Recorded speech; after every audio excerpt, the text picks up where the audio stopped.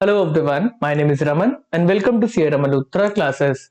आज से 2 दिन पहले मैं YouTube पे आपके लिए एक वीडियो लेकर आया था जिसके अंदर मैंने आपको वर्किंग कैपिटल असेसमेंट के कुछ कॉन्सेप्ट समझाए थे। जिसके अंदर स्पेसिफिकली बात करें तो ग्रॉस वर्किंग कैपिटल क्या होता है, नेट वर्किंग कैपिटल क्या होता है, working capital gap and operating cycle क्या होता है, ये हम पढ़ के आ चुके हैं। इस सेशन के अंदर हम बैलेंस वर्किंग कैपिटल असेसमेंट के जो टॉपिक है उसको पढ़ेंगे। आपका जो एग्जामिनेशन है PNB SO क्रेडिट का 100% उस एग्जामिनेशन में इस टॉपिक से क्वेश्चन आएगा। अभी आपकी एग्जामिनेशन की डेट अनाउंस नहीं हुई और अभी से आपको बता रहा हूं कि इस टॉपिक से क्वेश्चन आने ही वाला है। तो यहाँ पर एक्चुअल में जो बैंकर असेसमेंट करते हैं कि हम कितना लोन देंगे आपकी वर्किंग कैपिटल के ऊपर, हम वो आज समझने वाले हैं। इसके साथ साथ बात यहाँ पे समाप्त नहीं होती, आप अपनी नॉलेज को यहाँ पे टेस्ट भी कर पाएंगे। तो आप सभी के लिए मैं अपने कोर्स का एक MCQ टेस्ट ओपन कर रहा हूं ताकि आपको थोड़ा सा आइडिया लग जाए किस तरीके से आपको प्रिपरेशन करनी चाहिए। MCQs आप अटेम्प्ट करेंगे लेक्चर देखने के बाद। आज का लेक्चर भी आपको देखना है और जो 2 दिन पहले लेक्चर आया था वो भी देखना है। इसके बाद भी आपके MCQs गलत होने वाले हैं। अब ये गलत होंगे तभी आपको मजा आएगा पढ़ने का। अगर सारे आंसर सही कर दोगे तो फिर क्या मजा है पढ़ने का, फिर तो आपने हमारे सारे क्वेश्चन को फेल कर दिया ना। मैं क्वेश्चन इस तरीके से बनाता हूँ कि आप कुछ गलती करें। चलो, तो यहाँ पर आप MCQs कैसे अटेम्प्ट कर सकते हैं इस टेस्ट को, तो वो मैं आपको गाइड कर देता हूँ। बट आप लेक्चर देखना तभी आप MCQs अटेम्प्ट करना। चलो, यहाँ पर आपको जाना पड़ेगा पहले मेरी वेबसाइट पे www.caramlutraclasses.com। PNB के 2 कोर्स है, फुल कोर्स या फिर प्रोफेशनल नॉलेज का कोर्स। आप किसी में भी चले जाओ, हम प्रोफेशनल नॉलेज के कोर्स में क्लिक करते हैं। तो यहाँ पे आपको कुछ परचेज नहीं करना, सीधा कंटेंट वाले सेक्शन में जाना है। ये कंटेंट लिखा हुआ है ना, इसको आपको क्लिक करना है। इसके बाद आपको क्रेडिट प्रोफेशनल नॉलेज का जो रिस्पेक्ट में फोल्डर दे रखा है वो आपको देखना है। ये वाला हमारा PNB का जो लास्ट ईयर एग्जामिनेशन हुआ था उसके मेमोरी बेस्ड क्वेश्चन, आप इसको फ्री में डाउनलोड कर सकते हैं। चलो, हमने इसको क्लिक कर दिया जी, क्रेडिट प्रोफेशनल नॉलेज के फोल्डर को। इसके बाद अलग अलग मॉड्यूल्स आपके सामने आ जाएंगे। आपको जाना पड़ेगा क्रेडिट मैनेजमेंट के मॉड्यूल में, मॉड्यूल नंबर 4 का फर्स्ट चैप्टर है ये, जो कि है वर्किंग कैपिटल असेसमेंट का। इस वर्किंग कैपिटल असेसमेंट के चैप्टर को क्लिक करेंगे और यहाँ पे आपका वर्किंग कैपिटल असेसमेंट का टेस्ट आता है जो आप सारे के सारे अटेम्प्ट कर सकेंगे बिना इस कोर्स को बाय करे। बाय करने की जरूरत नहीं है, आप बिना कोर्स को बाय करे इस टेस्ट को अटेम्प्ट कर सकेंगे। 50 क्वेश्चंस का ये टेस्ट है, अच्छे खासे लेवल के यहाँ पे क्वेश्चन है। आपने जो चीजें समझी होंगी उसका अच्छे तरीके से टेस्ट लिया जाएगा, ठीक है ना। अगर आपको कंटेंट अच्छा लगता है तो आप एनरोल भी करा सकते हैं। आप कोड यूज करेंगे लॉन्च, तो आपको 40% डिस्काउंट मिल जाएगा हमारे दोनों full course and professional knowledge के कोर्स के अंदर, ठीक है जी। तो यहाँ पे मेरी इंट्रोडक्शन समाप्त होता है, अब कंटेंट की तरफ चलेंगे। Okay Tata, bye bye. Hello everyone, इस सेशन में हम पढ़ेंगे वर्किंग कैपिटल रिक्वायरमेंट्स का असेसमेंट करना। आज आप एक असेसर बन गए, आप असेस कर रहे हैं, हाँ जी, आपकी बिजनेस के अंदर वर्किंग कैपिटल कितनी रिक्वायर्ड है। मुद्दे की बात है, वर्किंग कैपिटल की रिक्वायरमेंट जानने का ये मतलब नहीं है कि जितनी वर्किंग कैपिटल की रिक्वायरमेंट है सारा का सारा बैंक फाइनेंस कर देगा। ऐसा नहीं है। बैंक बोलेगा जो आपके ऑपरेशंस करने का पैसा आपको रिक्वायर्ड है, अगर सारा ही हम प्रोवाइड कर देंगे तो आप रिस्की ट्रेड लेंगे। हमारा पैसा लगा हुआ है, आपका कुछ पैसा नहीं लगा, तो आप रिस्की ट्रेड करके इस पूरी कैपिटल को गवा भी सकते हैं। तो यहाँ पे बैंक बोलेगा कि दोनों की भागीदारी, दोनों की हिस्सेदारी रहेगी। तो जो आपको वर्किंग कैपिटल रिक्वायरमेंट है इसमें से कुछ बैंक का फाइनेंस रहेगा, बैंक का पैसा, और कुछ कस्टमर जो बोरोवर है उसका पैसा रहेगा। और इसको हम बैंकिंग टर्म्स में बोलते हैं मार्जिन, की आप खुद का पैसा भी लेकर आएंगे। ये कैपिटल की फॉर्म में लेकर आया जाता है। बिजनेस स्टार्ट करते हैं तो उसके अंदर जो कैपिटल लगाते हैं उसी को कहीं ना कहीं मार्जिन माना जाता है। समझ में आती है बात, ठीक है। तो यहाँ पे वर्किंग कैपिटल रिक्वायरमेंट को असेस करना हम सीखेंगे। आज आप एक बैंकिंग के कोर कॉन्सेप्ट को समझने वाले हैं, आप अपने फ्रेंड्स और रिलेटिव्स को बता सकते हैं। आज हमने बैंकिंग को पढ़ा है। चलो, आई होप आपने प्रीवियस लेक्चर को देख लिया होगा। आपको ग्रॉस वर्किंग कैपिटल क्या होता है, नेट वर्किंग कैपिटल क्या होता है, वर्किंग कैपिटल गैप और ऑपरेटिंग साइकिल क्या होता है, ये आपको पता है। चलो, तो यहाँ पर बैंक्स को बोला गया कि आपके पास 3 मेथड है, 3 मेथड दिए गए, सबके अपनी रेलेवेंस है for the assessment of working capital requirement. एक बार फिर से बोलेंगे, working capital requirement is not equal to bank का फाइनेंस, ठीक है। तो यहाँ पे 3 मेथड जो दिए गए, एक मेथड है टर्नओवर मेथड, समझ में आता है। यहाँ पे कस्टमर के टर्नओवर के बेसिस के ऊपर बता रहे हैं कि आपको कितनी वर्किंग कैपिटल की रिक्वायरमेंट है। दूसरा मेथड है MPBF, maximum permissible bank finance method, based on inventory and receivables holding, मतलब आपने कितना इन्वेंट्री स्टॉक को होल्ड कर रखा है और आपके कितने डेटर्स हैं उसके बेसिस पे maximum permissible bank finance method के अंदर आपकी वर्किंग कैपिटल रिक्वायरमेंट्स निकाली जाएंगी।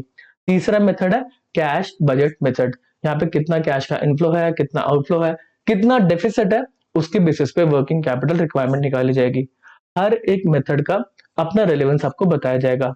इस सेशन के अंदर हम टर्नओवर मेथड को पढ़ने वाले हैं।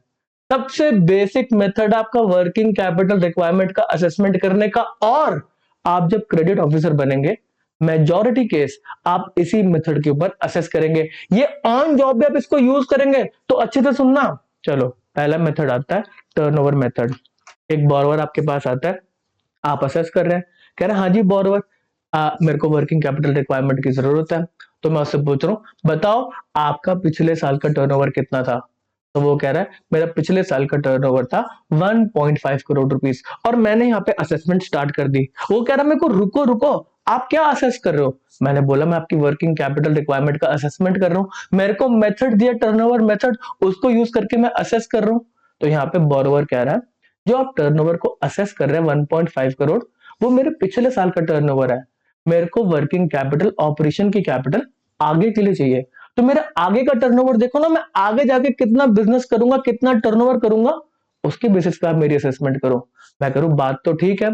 तो यहाँ पर जो टर्नओवर है वो पिछले साल की टर्नओवर की बात नहीं चल रही, यहाँ पर बात चल रही है प्रोजेक्टेड टर्नओवर की। आप आगे जाके कितना टर्नओवर करोगे उसी के बेसिस पे तो वर्किंग कैपिटल रिक्वायरमेंट निकाली जाएगी, तभी तो पता चलेगा आपको कितने पैसे की रिक्वायरमेंट है। तो यहाँ पे इसकी बात हमने सुन ली, कह रहा है आप मेरी असेसमेंट करो इस साल के टर्नओवर की, जो प्रोजेक्टेड टर्नओवर है जब ये साल कंप्लीट होगा तो मेरी 2 करोड़ रुपए की टर्नओवर हो जाएगी, प्रोजेक्ट कर रहा हूं मैं ये। मैंने कहा बात आपकी ठीक है। अब यहाँ पे टर्नओवर मेथड बोलता है आप सीधा सीधा मान लो कि इसकी टर्नओवर, प्रोजेक्टेड टर्नओवर का 25% इसको वर्किंग कैपिटल की रिक्वायरमेंट है। इतना इजी? हाँ इतना इजी ही है। 25% आप मान लो कि वर्किंग कैपिटल का रिक्वायरमेंट है, तो यहाँ पे 50 लाख रुपीस आपने लिख दिए, आपने जान लिया, आपने निकाल दिया, आप असेसमेंट कर चुके हैं कि इस पर्सन का वर्किंग कैपिटल रिक्वायरमेंट कितना है। अब इसके बाद बात आगे बढ़ेगी। इस वर्किंग कैपिटल रिक्वायरमेंट में एक बैंक कितना फाइनेंस करेगा, साथ ही साथ जो बोरोवर है वो कितना मार्जिन लेकर आएगा। तो यहाँ पे ये वाला मेथड बोलता है कि वर्किंग कैपिटल रिक्वायरमेंट का 80% बैंक फाइनेंस कर सकता है, जो कि 40 लाख निकल कर आएगा, और बैलेंस 20% जो कस्टमर है या बोरोवर है उसको अपना मार्जिन लेकर आना पड़ेगा, खुद की कैपिटल लेकर आनी पड़ेगी। कितना आसान है, और एक्चुअल में आप इसी को यूज करने वाले हैं। देखो मैं आपको एक और बात बताता हूँ, यहाँ पर आप असेसमेंट करके 40 लाख रुपीस की लिमिट उसको सैंक्शन कर सकते हैं, बट आगे जाके वो कितना पैसा ड्रॉ कर सकता है वो उसकी ड्रॉइंग पावर पे डिपेंड करती है। अब ये ड्रॉइंग पावर के कॉन्सेप्ट को हम आगे जाके पढ़ेंगे, बट मैं आपको एक सेंस देना चाहता हूँ।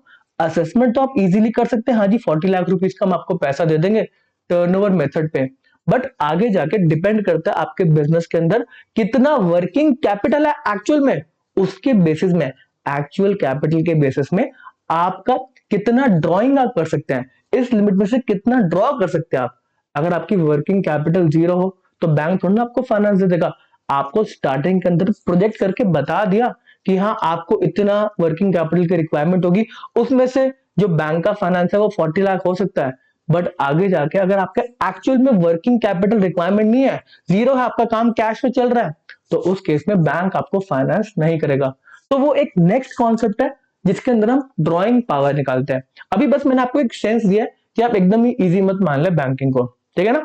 तो ड्रॉइंग पावर के कॉन्सेप्ट को हम आगे जाके पढ़ेंगे। अभी हम असेसमेंट की बात कर रहे हैं। इस पर्टिकुलर केस के अंदर हमने फर्स्ट स्टेप तो कर लिया, हमने वर्किंग कैपिटल असेसमेंट कर ली 25% ऑफ प्रोजेक्टेड टर्नओवर। उसके अंदर हमने बैंक फाइनेंस बोला, जो वर्किंग कैपिटल रिक्वायरमेंट है उसका बैंक फाइनेंस होगा 80%, और बैलेंस 20% जो कस्टमर है वो अपना मार्जिन लेकर आएगा। अच्छा, इसको हम एक और तरीके से भी बोल सकते हैं ना, अगर हम डायरेक्टली बात करें कि टर्नओवर के ऊपर बैंक का फाइनेंस कितना होगा और टर्नओवर के ऊपर एक बोरोवर कितना मार्जिन लेकर आएगा, तो मुद्दे की बात है, सीधा इसको डिवाइड कर लो ना, 25% का 80% निकाल लो, 80% निकालो, और जो बैंक का फाइनेंस हुआ, और 25% का 20% निकाल लो जो आपका मार्जिन हुआ, जो बोरोवर मार्जिन लेकर आएगा। तो यहाँ पे 25% का 80% हुआ 20%, और 25% का 20% हुआ 5%। तो ये क्या निकल कर आए फिगर, ये परसेंटेज क्या निकल कर आए, सीधा टर्नओवर के ऊपर आप बता रहे हैं कि बैंक का फाइनेंस कितना है, और सीधा टर्नओवर के ऊपर आप बता रहे हैं कैलकुलेट करके कि मार्जिन कितना है। देखिए हम जरा, 2 करोड़ रुपीस के ऊपर 20% बैंक फाइनेंस कर सकता है डायरेक्टली। आपने टर्नओवर के ऊपर बैंक का फाइनेंस निकाल लिया, 2 करोड़ रुपीस के ऊपर 20% आपको बैंक का फाइनेंस मिल जाएगा। ये कितना हो गया, 40 लाख रुपीस। और 2 करोड़ रुपीस के ऊपर 5% टर्नओवर के ऊपर 5% का मार्जिन लेकर आएगा यहाँ पे कस्टमर, जो कि निकल कर आएगा 10 लाख रुपीस। तो यहाँ पे जब आपको क्वेश्चन दिया जाएगा तो आपको ध्यान रखना है कि आपको वर्किंग कैपिटल रिक्वायरमेंट के ऊपर बोल रहा है कि आप निकालो कितना बैंक का फाइनेंस है, कितना मार्जिन है, या फिर क्वेश्चन आपको बोल रहा है डायरेक्टली टर्नओवर के ऊपर निकालो कि कितना बैंक का फाइनेंस है और कितना एक बोरोवर का मार्जिन है। अब जो हमने पढ़ा है उसी को हम इंग्लिश में पढ़ेंगे, साथ ही साथ हम आगे जाके इसके कुछ क्वेश्चन को सॉल्व करेंगे। कॉन्सेप्ट बस इतना ही है, जितना टर्नओवर दे रखा है 10 करोड़ का टर्नओवर है, आंखें बंद, 10 करोड़ रुपए का टर्नओवर है, इसके अंदर बैंक का फाइनेंस होगा 20%, 2 करोड़ रुपए, इसके अंदर मार्जिन लेकर आएगा 5%, जो कि अपना हो जाएगा 50 लाख रुपीस। बात खत्म, इतना ईजी है ये। चलो पढ़ते हैं। Under this method the working capital requirements of the borrower can be computed at 25% of the projected annual turnover. यहाँ पे वर्किंग कैपिटल रिक्वायरमेंट की बात करिए वो 25% है, बैंक के फाइनेंस की बात करें तो 20% of the projected turnover bank provide कर सकता है। यहाँ पे मार्जिन की बात करें जो बोरोवर खुद लेकर आएगा तो balance 5% of the projected annual turnover ये कंट्रीब्यूट करेगा बोरोवर मार्जिन के तरीके से। ठीक है जी। तो इसका अलग तरीका क्या है बोलने का, वर्किंग कैपिटल रिक्वायरमेंट का 80% जो फाइनेंस होगा वो बैंक देगा और बैलेंस बोरोवर लेकर आएगा 20%। तो आपको डिपेंड करता है क्वेश्चन में सीधा वर्किंग कैपिटल रिक्वायरमेंट दे रखा है या फिर टर्नओवर दे रखा है। वर्किंग कैपिटल रिक्वायरमेंट दे रखा है तो 80-20, और अगर टर्नओवर दे रखा है तो सीधा 20 और 5%, 20% बैंक फाइनेंस और 5% मार्जिन।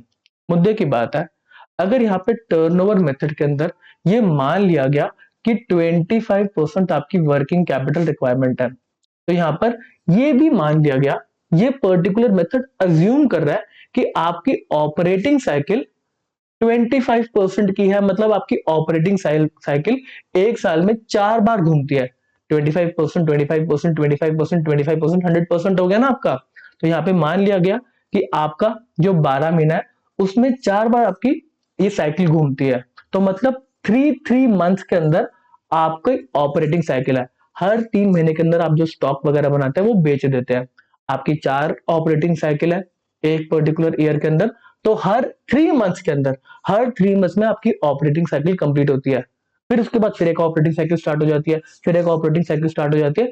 एक साल के अंदर आपकी 4 ऑपरेटिंग साइकिल आती है और एक ऑपरेटिंग साइकिल का ड्यूरेशन है 3 मंथ्स। यही तो माना गया कि आपके 25% हम मान इसलिए रहे हैं कि जो आप 2 करोड़ रुपए का टर्नओवर कर रहे हैं ना, तो इसमें 4 बार आपका पैसा घूमेगा वर्किंग, 4 बार आप ऑपरेशन करेंगे, तभी तो माना गया कि हाँ जो आपका टर्नओवर है ना उसका 25% आप मान लो कि वर्किंग कैपिटल रिक्वायरमेंट है। क्या लिखा गया, these guidelines are on the premise that the operating और business cycle will be 3 months. ठीक है ना। ऑल्दो अगर रियलिटी की बात करें तो ऑपरेटिंग साइकिल शॉर्टर या फिर लॉन्गर हो सकती है। चलो अब हम इसी बेसिस के ऊपर कुछ प्रैक्टिकल क्वेश्चंस करने वाले हैं। आपके एग्जामिनेशन में हाई चांसेस है यहाँ से क्वेश्चन आएंगे, इस कॉन्सेप्ट के ऊपर क्वेश्चन आएंगे। पहला क्वेश्चन आता है, a company has projected annual turnover of 1.5 crore rupees using the turnover method calculate total working capital requirement. बहुत इजी है, बैंक फाइनेंस कितना होगा, बोरोवर्स का मार्जिन क्या होगा। तो यहाँ पर 1.5 करोड़ का आप 25% कर देंगे तो यहाँ पर आपकी टोटल वर्किंग कैपिटल रिक्वायरमेंट निकल कर आ जाएगी जो कि 37,50,000। इस प्रोजेक्टेड टर्नओवर का 20% कर देंगे डायरेक्टली, तो यहाँ पे आपका निकल कर आ जाएगा कि बैंक का फाइनेंस कितना होगा जो कि 30 लाख रुपीस है। इस पर्टिकुलर प्रोजेक्टेड टर्नओवर का 5% कर देंगे तो निकल कर आ जाएगा कि यहाँ पे बोरोवर्स का मार्जिन कितना है जो कि कितना हो गया 7.5 लाख। आप जो बैंक का फाइनेंस है 30 लाख और बोरोवर का मार्जिन को ऐड करेंगे 30 लाख प्लस 7.5 लाख तो वो 37.5 लाख निकल कर आएगा, जो कि इज इक्वल टू होगा जो वर्किंग कैपिटल रिक्वायरमेंट आपने निकाली है, बेसिक मैथ्स है।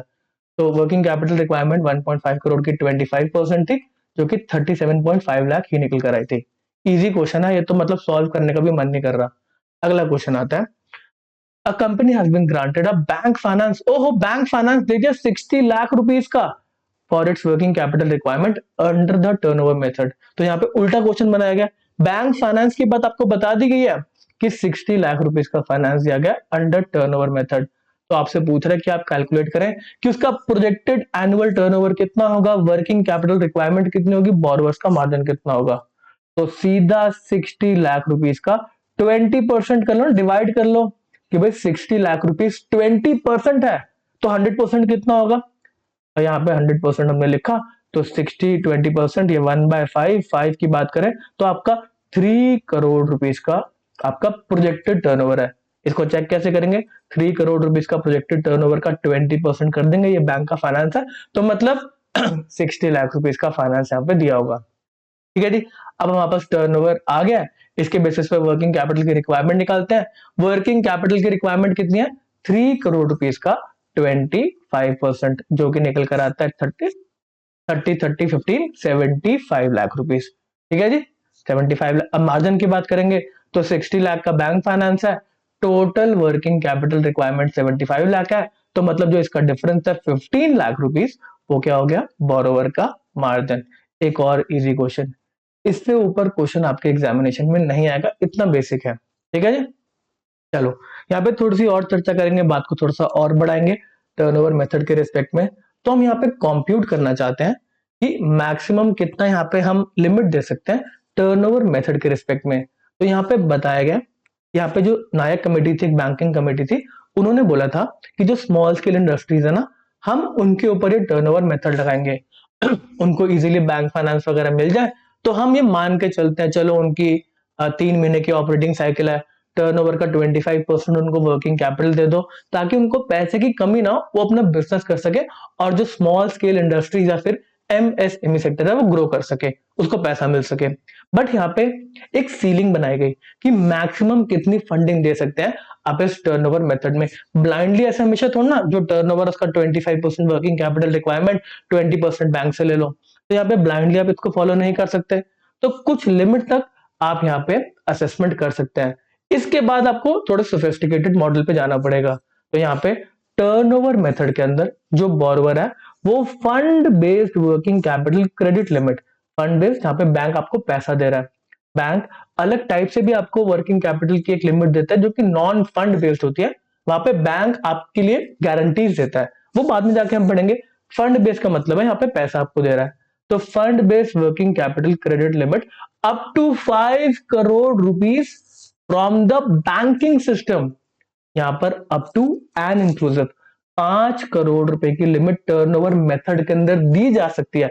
इतना बैंक का फाइनेंस दिया जा सकता है, और ये पूरे के पूरे बैंकिंग सिस्टम से है, ऐसा नहीं है सिर्फ आपके बैंक से। अगर एक पर्टिकुलर एंटिटी है, उसका ऑलरेडी लोन चल रहा है किसी पर्टिकुलर बैंक से 1 करोड़ रुपए का, और जो टर्नओवर मेथड के हिसाब से उसकी वर्किंग कैपिटल रिक्वायरमेंट छोड़ो, उसके बैंक फाइनेंस जो निकल कर आता है वो 2.5 करोड़ रुपीस निकल कर आता है। ठीक है ना, तो यहां पर आपका जो बैंक है वो जो मैक्सिमम सैंक्शन कर सकता है वर्किंग कैपिटल की limit under under turnover method, कह रहे जी हाँ जी आपका टोटल 2.5 करोड़ रुपीस का रिक्वायरमेंट है, बैंक का फाइनेंस जो निकल कर आ रहा है अंडर टर्नओवर मेथड, 1 करोड़ रुपए ऑलरेडी एक बैंक दे चुका है, हम आपको बैलेंस 1.5 करोड़ रुपीस ही दे सकते हैं। ये 5 करोड़ रुपीस की लिमिट एक बैंक की नहीं है, ये पूरे बैंकिंग सिस्टम की है। ऐसे तो जो कस्टमर है वो चालाक बने, 25-25% करके 4 बैंक पकड़ ले, सारा का सारा पैसे लेके गायब हो जाए, तो ऐसा नहीं कर सकते। पूरे बैंकिंग सिस्टम की लिमिट है 5 करोड़ रुपए तक की। तो यहाँ पे एक थॉट आता है कि इस पर्टिकुलर मेथड के अंदर कौन सी बैलेंस शीट के अंदर, जो टर्नओवर बैलेंस शीट कह रहे हैं फाइनेंशियल स्टेटमेंट्स के अंदर, मैक्सिमम कितने टर्नओवर तक हम इस पर्टिकुलर जो मेथड है उसके अंदर असेसमेंट कर सकते हैं। तो यहाँ पर अगर लिमिट 5 करोड़ रुपए की मैक्सिमम दी जा सकती है, तो बैंक फाइनेंस कितना होता है टर्नओवर का, 20%। तो 5 करोड़ रुपए को आप 20% से डिवाइड कर दो, तो ये मैक्सिमम लिमिट है, ये मैक्सिमम प्रोजेक्टेड टर्नओवर है, जिसके ऊपर टर्नओवर मेथड के अंदर आप working capital assessment and bank finance निकाल सकते हैं। तो ये 5 करोड़ रुपए को हम 20% मान लेते हैं, तो मतलब 25 करोड़ रुपीस तक का आपका टर्नओवर अगर है प्रोजेक्टेड, तो उसके बेसिस पे आपके टर्नओवर मेथड पे असेसमेंट हो सकती है।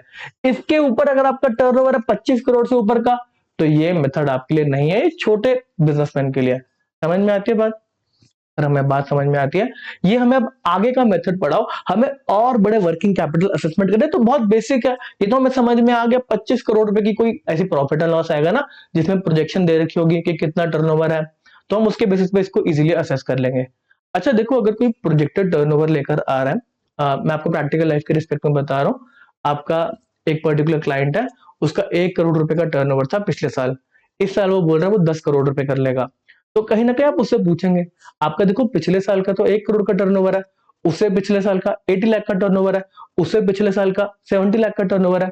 तो आप किस तरीके से बोल रहे हो कि आप 10 करोड़ का टर्नओवर कर लोगे? हम आपकी बात क्यों मान ले? आप तो झूठ बोल रहे हैं। कितना आपका टर्नओवर हमेशा अगर एवरेज देखें तो 70, 80, 1 करोड़ के आसपास है। आप कह रहे हो 10 करोड़ रुपए। तो फिर उस समय वो आपको समझाएगा, अगर वो जेन्युइन इंसान होगा। देखो, मेरे को रिलायंस का बहुत बड़ा ऑर्डर मिला है, किसी भी पर्टिकुलर एंटिटी का बड़ा ऑर्डर मिला है, मेरे पास ये ऑर्डर्स पड़े हुए हैं, मेरे को उसको फुलफिल करने के लिए अब वर्किंग कैपिटल की रिक्वायरमेंट है, तो मेरा टर्नओवर 100% 10 करोड़ तक हो जाएगा। फिर उस रिस्पेक्ट में आप अप्रूवल्स वगैरह लेते हैं, हाँ जी देखो कस्टमर सही कह रहा है, ये वर्क ऑर्डर्स वगैरह लगे हुए हैं, इसको वर्किंग कैपिटल की रिक्वायरमेंट है, जेन्युइन केस है, दे दो आप। अगर किसी पर्सन के पास ऑर्डर्स नहीं है, तो आप उसकी बात ऑब्वियसली नहीं मानेंगे। आप बोलेंगे जी आपका 1 करोड़ रुपए के आसपास का टर्नओवर है, हम मान लेते हैं जितना ग्रोथ हो रहा है उसी उसी हिसाब से आपका ग्रोथ हो जाएगा। उससे ज्यादा ग्रोथ नहीं होगा तो 1.2 करोड़ की हम मान रहे हैं, उसी के बेसिस पे आपको वर्किंग कैपिटल की फंडिंग होगी। समझ में आती है ना बात? चलो, हिस्ट्री ऑफ टर्नओवर मेथड एक बार देख लेते हैं। कौन इंसान था जो टर्नओवर मेथड की बात लेकर आया था? तो यहाँ पर एक नायक कमेटी बैठी थी, जिन्होंने कहा था हम स्मॉल स्केल इंडस्ट्रीज है ना, उनको पैसे लेने में दिक्कत ना हो, तो ये बैंकिंग कमेटी को बिठाया गया 1991 के अंदर, जिन्होंने बोला जी हमें चाहते हैं कि स्मॉल स्केल इंडस्ट्रीज को एडिक्वेटली एंड टाइमली क्रेडिट मिल जाए। तो यहाँ पर इस कमेटी ने रिकमेंडेशन दी थी कि जो भी आपका टर्नओवर है उसका 20% आप फाइनेंस दे दे, बैलेंस जो 5% है टर्नओवर का 20% आप bank finance they they working capital के लिए, और 5% का मार्जिन लेकर आ जाएंगे। तो उस समय जो लिमिट लगाई हुई थी कि कितना टर्नओवर हो सकता है वो कम थी, फिर धीरे धीरे करके इसको बढ़ाया गया, पहले 50 लाख करा गया, फिर आईटी व्यास कमेटी आई थी 1993 में, तो इसके लिमिट को बढ़ा के 100 लाख का करा गया। फिर उसके बाद कानन कमेटी आई थी, जिसके अंदर सीलिंग को बढ़ा के 2 करोड़ रुपीज करा गया, और फिर धीरे धीरे इस लिमिट को 5 करोड़ रुपीज तक करा गया 1999 के अंदर। मुद्दे की बात है, आपके एग्जामिनेशन में नायक कमेटी के ऊपर क्वेश्चन आ जाते हैं, ठीक है ना? तो यहाँ पे आपका टर्नओवर मेथड समाप्त होता है, इससे ऊपर आपका टर्नओवर मेथड नहीं है। आपके एग्जामिनेशन में क्वेश्चन आता है ना टर्नओवर मेथड का, तो भगवान को थैंक यू बोलना, इतना आसान क्वेश्चन आ गया। अभी भी ये आसान क्वेश्चन तो है, बट जब आप एमसीक्यूज को अटेम्प्ट करेंगे, जो हम आपको एमसीक्यूज देंगे, तो कहीं ना कहीं आपकी गलती होगी। उन गलती को सीख के आप एग्जामिनेशन में अच्छे से क्वेश्चन अटेम्प्ट कर आएंगे। तो इस पर्टिकुलर सेशन को, टर्नओवर मेथड के सेशन को समाप्त करते हैं। अगले सेशन में मिलेंगे आपसे maximum permissible bank finance method के ऊपर डिस्कशन करने के लिए। Okay Tata, bye bye. Hello Abdul, अभी हम सीख रहे हैं असेसमेंट करना एक पर्टिकुलर बिजनेस की वर्किंग कैपिटल रिक्वायरमेंट के बारे में, उसके साथ साथ वर्किंग कैपिटल फाइनेंस एक बैंक कितना दे सकता है। अगर प्रीवियस सेशन की बात करें तो उसके अंदर हमने देखा था टर्नओवर मेथड को, सीखा था हमने टर्नओवर मेथड को, जिसके अंदर बताया गया था कि एक पर्टिकुलर जो बिजनेस है, एक पर्टिकुलर जो एंटिटी है, उसका जो प्रोजेक्टेड टर्नओवर है, नेक्स्ट ईयर का जो उसका टर्नओवर है, उसके टर्नओवर के 25% को आप वर्किंग कैपिटल रिक्वायरमेंट मान लो, और उस वर्किंग कैपिटल रिक्वायरमेंट के अंदर 20% फाइनेंस, 25% आपने वर्किंग कैपिटल रिक्वायरमेंट माना, उसमें से 20% बैंक फाइनेंस कर देगा, और बैलेंस 5% जो बोरोवर है, जो कस्टमर है, वो अपना मार्जिन लेकर आ जाएगा। अब इस बात को, इस टर्नओवर मेथड को बैंकर देख रहा है, और वो थोड़ा सा नाराज है। वो कह रहा है कि यार आप जो working capital finance, working capital के रिस्पेक्ट में लोन देने की बात कर रहे हैं, वहां पर एक्चुअल में आप वर्किंग कैपिटल जो है उस बिजनेस की, उसको चेक नहीं कर रहे। आप क्या बोल रहे हैं कि टर्नओवर होगा जितना, उसका 25%, प्रोजेक्टेड टर्नओवर का 25% आप वर्किंग कैपिटल रिक्वायरमेंट मान ले। बैंकर कह रहा है क्यों मान ले? जो आपका वर्किंग कैपिटल एक्चुअल हो सकती है उसकी बात करो ना, ये क्यों मान ले 25% होगी? हम नहीं मानते 25% होगी। जो एक्चुअल में आपकी वर्किंग कैपिटल हो सकती है उसके ऊपर डिस्कशन करो। हम फाइनेंस उसके ऊपर देंगे, हम वर्किंग कैपिटल फाइनेंस करने के लिए हैं, तो हम टर्नओवर की बात क्यों करें? हम वर्किंग कैपिटल की बात करेंगे। तो आप बताओ, आपकी आगे की वर्किंग कैपिटल रिक्वायरमेंट्स क्या है, वर्किंग कैपिटल कितनी होगी, हम उसके ऊपर आपको फाइनेंस देंगे। समझ में आती है बात? सर हमें समझ में नहीं आती। वर्किंग कैपिटल का फॉर्मूला याद है? हाँ सर हमें याद है, रट्टा मारने में हम तेज है। Current assets less current liabilities. मुद्दे की बात है बिजनेस के रिस्पेक्ट में जो करंट एसेट्स मेजर होते हैं वो उसका स्टॉक या फिर उसके डेटर्स ट्रेड रिसीवेबल्स होते हैं। करंट लाइबिलिटीज है जो आपने उधार वगैरह सामान खरीद रखा है उधार पे, ठीक है ना। तो ये आपके current assets less current liability होगी। इस मेथड के अंदर जो कि है maximum permissible bank finance method, ये डिस्कस करता है फाइनेंसिंग नीड्स को फुलफिल करने की on the basis of working capital. अब ये वर्किंग कैपिटल के अलग अलग मेथड्स आपको बताता है कि किस तरीके से आपको असेसमेंट करनी है। एमपीबीएफ की बात करें तो यहां पर आपको 3 मेथड दिए गए, सारे वर्किंग कैपिटल के ऊपर ही असेसमेंट करना सिखा रहे हैं। सर बताओ ये 3 मेथड्स क्यों दिए गए और ये 3 मेथड्स क्या है, एमपीबीएफ के अंदर किस तरीके से वर्किंग कैपिटल के ऊपर असेसमेंट करी जाएगी। जैसे कि टर्नओवर मेथड के अंदर प्रोजेक्टेड टर्नओवर के ऊपर डिस्कशन करेगी, वहां पे थोड़े अजम्पशन वगैरह चले। तो यहां पर बात करी जा रही है, आप सीधा बताओ ना आपके अगले साल का वर्किंग कैपिटल कितना होगा, सीधा हम उसमें फाइनेंस कर देते हैं। पहला मेथड आता है एमपीबीएफ का, मैक्सिमम परमिसिबल बैंक फाइनेंस। आपको याद भी इस तरीके से करना है। एमपीबीएफ मेथड का फर्स्ट मेथड बोलता है कि जो आपकी वर्किंग कैपिटल गैप है उसका 75% आप हमसे लोन ले ले, हमसे फाइनेंस ले ले। कितना इजी, देखो current asset less current liability जो वर्किंग कैपिटल गैप होता है, पहले पढ़ के आ चुके हम, इसका 75% लोन दे दो ना। आप प्रोजेक्टेड टर्नओवर पे क्यों जा रहे हो, आप अगले साल की या फिर इस साल जो बिजनेस चल रहा है इसके अंदर इसकी वर्किंग कैपिटल कितनी है ये समझ लो, ये सोच लो, ये ध्यान लगा के निकाल लो ना क्या वर्किंग कैपिटल होगी। उसी का 75% बैंक लोन दे देगा। इसका मतलब क्या है, बैलेंस 25% जो बोरोवर है उसका मार्जिन हो जाएगा। 75% तक बैंक यहाँ पे फाइनेंस कर रहा है। मुद्दे की बात है current assets less current liability, इसका 75% यहाँ पे बैंक फाइनेंस कर रहा है। यही मेथड है बस, ठीक है। क्या लिखा हुआ है, बोरोवर कंट्रीब्यूशन हमें समझ में आता है, वो 25% ऑफ वर्किंग कैपिटल गैप हो गया। तो इसका क्वेश्चन करके दिखाओ। इजी क्वेश्चन है, देखो आपके करंट एसेट्स हैं 100 रुपए के, इस मेथड के हिसाब से आपका जो करंट लाइबिलिटी है वो मान लेते हैं 20 रुपीज की है। तो इसके अंदर आपकी वर्किंग कैपिटल गैप कितनी होगी, तो वर्किंग कैपिटल गैप हमारी होगी 80 रुपीज की। तो इस 80 रुपीज पे 75% पैसा बैंक फाइनेंस कर देगा। 75% 3/4 होता है, तो 3/4 से हम इंटू करते हैं 2, मतलब यहाँ पे 60 रुपीज बैंक फाइनेंस कर देगा और 20 रुपीज आपके बोरोवर के कॉन्ट्रीब्यूशन रहेंगे, मार्जिन वगैरह रहेंगे। तो यही आपका फर्स्ट मेथड है एमपीबीएफ। इतना बड़ा नाम है, मैक्सिमम परमिसिबल बैंक फाइनेंस। और फॉर्मूला देखो, आपका असेसमेंट करने का तरीका देखो कितना बच्चों वाला है। 25% का मार्जिन है, 75% की फाइनेंसिंग कर देंगे, जो भी आपका वर्किंग कैपिटल का गैप है, current assets less current liability. Second method आता है, सेकंड मेथड के अंदर जो व्यू लिया गया, अच्छा ऊपर वाले मेथड में क्या व्यू लिया गया, जो भी आपका वर्किंग कैपिटल का गैप है उसका 75% बैंक आपको लोन दे देगा, फाइनेंस कर देगा, ठीक है ना। कौन से प्रोडक्ट में दिया जाएगा, कैश क्रेडिट वगैरह, उसके बारे में डिस्कशन नहीं कर रहे, इतना लोन दे देंगे। अब उसका नाम क्या होगा वो बाद में देखा जाएगा, ठीक है ना। फर्स्ट मेथड यहाँ पे कंप्लीट होता है। दूसरा मेथड आता है, तो यहाँ पर जो बैंक है वो बोल रहा है यार देखो आपके जो करंट एसेट्स है ना, हम उसके अंदर 75% की फाइनेंसिंग करेंगे। मतलब वर्किंग कैपिटल गैप के ऊपर डिस्कशन नहीं हो रहा। तो कह रहे जो आपके करंट एसेट्स है सिर्फ उसकी बात करो, जो आपके ग्रॉस वर्किंग कैपिटल होती है, जो सिर्फ करंट एसेट्स होते हैं उसकी बात करो, हम उसके ऊपर 75% का आपको पैसा दे देंगे। अगर इसी केस की बात करें, बात यहाँ पे खत्म नहीं होती, बात चल रही है। यहाँ पे 100 रुपीज के आपके करंट एसेट्स है, कह रहे हैं इसके ऊपर 75% का हम आपको पैसा देने के बारे में सोच रहे हैं। 75% तक आपको पैसा दे देंगे, बट अगर कोई करंट लाइबिलिटी है तो उसको हटा लो, वो तो ऑलरेडी आपको पैसा मिल चुका है। यहां पर इस केस में बात करें तो आपको 20 रुपीज की करंट लाइबिलिटी मिल चुकी है पहले से। करंट लाइबिलिटीज है तो सही, आपने फाइनेंस उनसे करवा लिया है, आपने उधार पे माल ऑलरेडी परचेज कर लिया ना। आपके जो करंट एसेट्स हैं उस पे 75% हम देने को तैयार है, बट उसमें से उसके बाद वो 75% ऑफ करंट एसेट्स जब निकलेंगे उसके बाद जो करंट लाइबिलिटीज है उनको लेस कर दिया जाएगा। तो यहाँ पे बैंक कर 100 रुपीज के 75 रुपीज हम देने को तैयार है। इसमें से जो फाइनेंस आपको ऑलरेडी मिल चुका है, जो उधार आप ऑलरेडी मार्केट से उठा चुके हैं वो हटा लो, हम आपको टोटल उधार देने की बात कर रहे हैं, आपके जो करंट एसेट्स है उसमें 75% तक का उधार हो सकता है। हम 75 देने को तैयार है। इसकी शर्त यह है कि मार्केट से आपने कोई उधार ना लिया हो। अगर आपने उधार ले रखा है तो उसको लेस कर लो। यहाँ पे आपका जो मैक्सिमम परमिसिबल बैंक फाइनेंस निकल कर आता है वो है 55 रुपीज का, 55 रुपीज का। मुद्दे की बात है, ऊपर फर्स्ट मेथड के अंदर जो यहाँ पे आपने फंडिंग वगैरह करी वो आपने वर्किंग कैपिटल गैप की करी, और यहाँ पे मार्जिन भी जो रखवाया ना, एक बोरोवर का मार्जिन 25%, वो भी वर्किंग कैपिटल गैप के ऊपर ही रखवाया, 25% of working capital gap. Second method के अंदर जो आपने बोरोवर का मार्जिन रखवाया वो ज्यादा रखवाया। आपने बोला जो करंट टोटल करंट एसेट्स है उसमें 25% का तेरा मार्जिन होना चाहिए।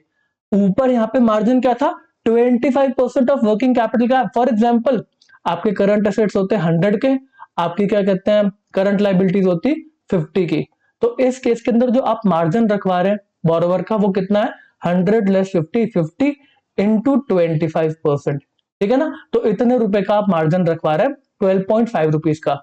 वहीं सेकंड मेथड की बात करें, बोरोवर का मार्जिन मतलब बोरोवर खुद पैसे लेके आएगा और बैलेंस पैसा आपको फाइनेंस हो जाएगा। सेकंड केस के अंदर आप क्या बोल रहे हैं, देखो 100 रुपीज है ना, इसमें से सीधा 25% तो आपको मार्जिन है करंट एसेट्स का। तो 25 रुपीज यहाँ पे बोरोवर को मार्जिन लेकर आना है, और 100 रुपीज का 75% हम आपको फाइनेंस प्रोवाइड कर सकते हैं 75 रुपीज का।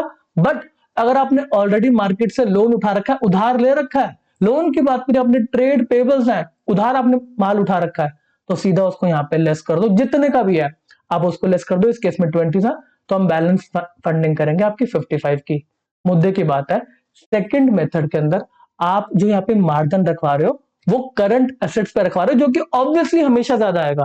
करंट एसेट्स पे मार्जिन ज्यादा आएगा, वर्किंग कैपिटल गैप पे बोरोवर से जो पैसा लेंगे वो ऑब्वियसली कम हो जाएगा अगर करंट लाइबिलिटीज है तो। लॉजिक आई होप आपको समझ में आ रहा होगा, ठीक है। अगला क्वेश्चन करते हैं, थर्ड मेथड की तरफ चलते हैं। दो मेथड तो हमें समझ में आते हैं। पहले मेथड के अंदर current assets less current liabilities को 75% फाइनेंस बैंक ने दे दिया। सेकंड मेथड के अंदर बोल रहा है कि 75% ऑफ करंट एसेट्स आपको फाइनेंस मिल सकता है। इसमें से हम सारी की सारी जो ऑलरेडी आपने मार्केट से करंट लाइबिलिटीज उठा रखे हैं उसको लेस कर देंगे, उतना आपको क्या कहते हैं बैंक का फाइनेंस मिल जाएगा। अगर हम एक्चुअल बात करें, जो आपको बैंकिंग के अंदर फाइनेंस करने का तरीका है वो सेकंड मेथड ही है, सेकंड मेथड ही यूज करा जाता है। इसके ऊपर थोड़ी सी और चर्चा करेंगे कि क्यों करा जाता है। चलो थर्ड मेथड की तरफ चलते हैं। थर्ड मेथड कह रहा है, हम भी फाइनेंसिंग करने की बात कर रहे हैं, सेकंड मेथड से ही हम बात को आगे लेके जा रहे हैं। बट यहाँ पे कह रहे हैं कि आपके जो करंट एसेट्स है ना उसमें से कुछ ऐसे करंट एसेट्स होते हैं जो कभी भी रियलाइज नहीं होते, उसमें से पैसा आपको कभी भी वापस नहीं मिलता। पर ये क्या बात हुई, कौन सा करंट एसेट है जिसका हमें पैसा कभी वापस नहीं मिलता। फॉर एग्जाम्पल आपका शूज का शोरूम है, ठीक है जी।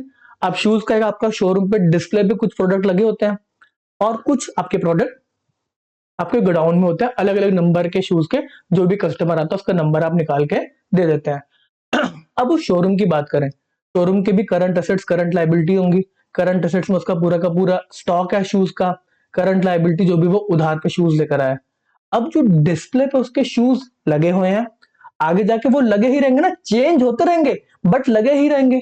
उस शोरूम के डिस्प्ले के ऊपर कहीं ना कहीं अगर आपके पास 1 करोड़ रुपए के शूज पड़े हुए हैं तो उस डिस्प्ले के ऊपर 20 लाख रुपीज या फिर 10 लाख रुपीज के शूज हमेशा लगे रहते हैं। तो कह रहे हैं ये 10 लाख रुपीज अगर आपको शोरूम चलाना है ना तो ये 10 लाख रुपए के शूज तो आपको शोरूम पे लगाने पड़ेंगे डिस्प्ले पे, ये तो आप कभी हटा ही नहीं सकते। तो इन करंट एसेट्स को बोलते हैं हम कोर करंट एसेट, ठीक है ना। कोर ये कह रहे हैं ये तो आपको लगाने पड़ेंगे डिस्प्ले पे, ये नहीं हटेंगे कभी भी।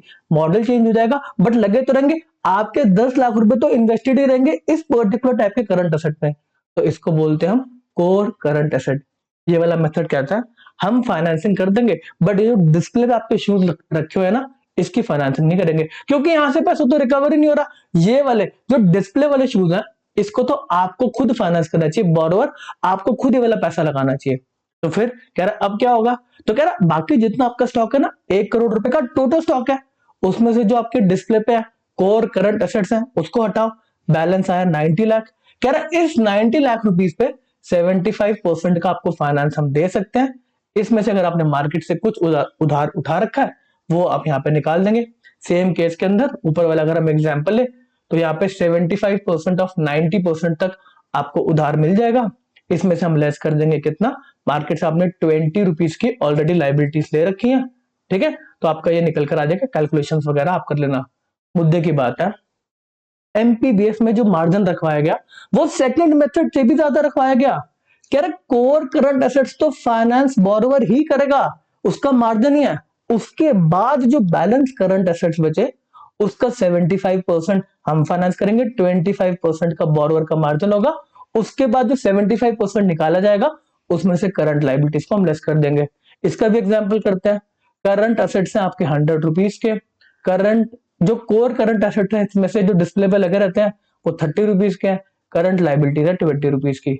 तो आपके नॉन कोर करंट एसेट कितने आ गए, 100 लेस 30, ठीक है ना। तो इस 70 रुपीज पे बैंक कह रहा है हम आपको फाइनेंस कर देंगे 75% का, मतलब 25% इसका, 70 रुपीज का 25% आपको खुद लेकर आना है, आपका मार्जिन है। तो आपका 75% इंटू 70, इसमें से लेस कर देंगे जो आपकी करंट लाइबिलिटी है जो कि 20 रुपीज के हैं। तो कहीं ना कहीं आपका निकल कर आ जाएगा 32.5। अगर हम सेम केस की बात करें तो फर्स्ट मेथड से लेके थर्ड मेथड तक जाने के बीच में आपकी जो वर्किंग कैपिटल लिमिट्स बैंक दे रहा है वो टफ होती जा रही है। पहले वाले मेथड के अंदर आपको अच्छा खासा लोन मिला, दूसरे वाले मेथड के अंदर आपको थोड़ा सा कम लोन मिला क्योंकि आपका मार्जिन ज्यादा रखवाया गया। थर्ड मेथड के अंदर आपका मार्जिन भी रखवाया गया और आपके कोर करंट एसेट्स को बैंक ने फाइनेंस करने से मना कर दिया कि ये तो आपको खुद ही फाइनेंस करने पड़ेंगे। समझ में आती है बात। अब हम एक क्वेश्चन करेंगे, इसके ऊपर न्यूमेरिकल क्वेश्चन करेंगे, इससे आपको थोड़ी सी और क्लैरिटी मिलेगी। थोड़ी सी हम थ्योरी भी पढ़ लेते हैं जो लिखी गई इसके बारे में, फिर एक क्वेश्चन करेंगे, उससे हम और क्लैरिटी लेंगे। चलो, in order to suggest the method for improving the delivery of industrial credit, मुद्दे की बात है बड़े लेवल के क्रेडिट के इसको लाया गया और पीएल टंडन साहब को बिठाया गया जो इस वर्किंग ग्रुप को हेड कर रहे थे। फेमस इनको बोला गया टंडन कमेटी। 1975 के अंदर मैक्सिमम परमिसिबल बैंक फाइनेंस लेकर आया था जो कि असेस करता था वर्किंग कैपिटल रिक्वायरमेंट, जिसमें यूज करा गया था current assets and current liability, जो एक्चुअल आपकी वर्किंग कैपिटल है उसको यूज करके आपकी वर्किंग कैपिटल बैंक कितना फाइनेंस कर सकता है उसकी डिस्कशन करेंगे, ठीक है ना। द टंडन कमेटी, उन्होंने 3 मेथड्स दिए आपको, जो तीनों मेथड हमने यहाँ पे पढ़ लिए हैं। जो एक्चुअल बैंक के अंदर यूज होता है वो आपका यूज होता है सेकंड मेथड, जो कि कहीं ना कहीं उतना भी रिस्ट्रिक्टिव नहीं है, उतना ज्यादा भी मतलब कम लोन नहीं देता, और फर्स्ट मेथड की तरह एकदम ही आपको पूरा का पूरा फाइनेंस, आपसे मार्जिन कम नहीं रखवाता, ठीक है ना। चलो एग्जाम्पल करेंगे, एग्जाम्पल से बात और क्लियर होगी। अगर आप रट्टे मारने वाले हैं तो रट्टा मारना तो आपके लिए बहुत आसान है। इसके अंदर पहला मेथड लिख लेते हैं 25% बैंक का जो बैंक का नहीं बोरोवर का मार्जिन हो गया, इसको लिखते हैं फर्स्ट मेथड में 75% of current assets less current liability, ये फर्स्ट मेथड हो गया। सेकंड मेथड लिख लेते हैं 75% of current assets less current liabilities, ये सेकंड मेथड हो गया। थर्ड मेथड हो गया 75% current assets less core current assets, इसमें से फिर बाद में करंट लाइबिलिटीज लेस। तो यहाँ पे 75% पहले आपको इसका करना है, फिर पूरी की पूरी करंट लाइबिलिटी को लेस करना है। इस केस के अंदर 75% ऑफ करंट एसेट्स पहले आप करेंगे, फिर सारी की सारी करंट लाइबिलिटीज को लेस करेंगे। इसमें 75% आप इंटू करेंगे करंट एसेट्स में से करंट लाइबिलिटीज को लेस करने के बाद, ठीक है ना। तो यहाँ पे पहले आप करंट लाइबिलिटीज को लेस कर रहे हैं। समझ में आती है बात। सर हमें समझ में आती है, मैं क्वेश्चन कराओगे तब हमें समझ में आएगा। चलो क्वेश्चन दे रखा है करोड़ों में, ठीक है ना। करंट एसेट्स दे रखे हैं 500 करोड़ रुपए के, ठीक है जी। कोर करंट एसेट्स है 100 करोड़ रुपीस, करंट लाइबिलिटीज है 80 करोड़ रुपीस। मेरा टंडन कमेटी का जो आपका एमपीबीएफ मेथड है, देखिए आपके एग्जामिनेशन में क्वेश्चन भी इस तरीके से आएगा कि एमपीबीएफ का सेकंड मेथड यूज करो, एमपीबीएफ का थर्ड मेथड यूज करो, एमपीबीएफ का फर्स्ट मेथड यूज करो, ठीक है। तो तीनों मेथड के ऑर्डर भी याद करने हैं आपको। चलो फर्स्ट मेथड के हिसाब से हम क्वेश्चन करेंगे। सर आपको करने की जरूरत नहीं, हम करके बैठ चुके हैं। अच्छा क्या आंसर है, 75% इंटू करंट एसेट्स हमारे 500 करोड़ रुपीस के, करंट लाइबिलिटीज हमारी 80 करोड़ रुपीस की, 75% होता है 3/4, ये ऊपर निकल कर आता है हमारा 420 की बात करें तो ये 105 इंटू 3, तो 315, 315 करोड़ रुपए की वर्किंग कैपिटल फाइनेंस आ रही है फर्स्ट मेथड के हिसाब से। मजा आ गया जी, फर्स्ट मेथड हमारा सही हो गया, देखो आंसर भी मैच हो गया। अच्छा इसका इंटरप्रिटेशन क्या है कि बैलेंस जो आपका वर्किंग कैपिटल गैप का बैलेंस ऐसा है वो मार्जिन के फॉर्म में आएगा। मार्जिन की बात करें तो मार्जिन कैसे निकलेगा, यहाँ पे सीधा आप 25% कर दो, 25% ऑफ 500 लेस 80 भी कर सकते हो। तो यहाँ पे 1/4 इंटू आपका 420, तो 105 करोड़ रुपीस जो बोरोवर है वो अपने मार्जिन के फॉर्म में लेकर आएगा। आपकी वर्किंग कैपिटल गैप कितनी है, 500 लेस 80, 420 करोड़ रुपीस की, जिसमें से 315 करोड़ रुपीस बैंक ने फाइनेंस कर दिया, maximum permissible bank finance first method में, और बैलेंस 105 करोड़ रुपीस का आपको मार्जिन लेकर आना है, बोरोवर को खुद का पैसा लगाना है। चलो सेकंड मेथड की तरफ चलते हैं, जिसके अंदर हमारे करंट एसेट्स है 500 के। खुद करो जी, खुद करो, मेरा मत देखना, चीटिंग नहीं करना। 75% इंटू 500 करोड़ रुपीस लेस आपकी करंट लाइबिलिटीज है 80, तो ये 3/4 इंटू 500, ये कितना हो जाएगा, और नहीं 2 से करते हैं, 250, 125, 125 इंटू 3, 375, 375 लेस 80 करोड़, ये आ गया जी 295 करोड़, मेरा पहले है 295 करोड़, 295 करोड़ रुपीस की बैंक फाइनेंस आ गई, ठीक है ना, बैंक फाइनेंस आ गई।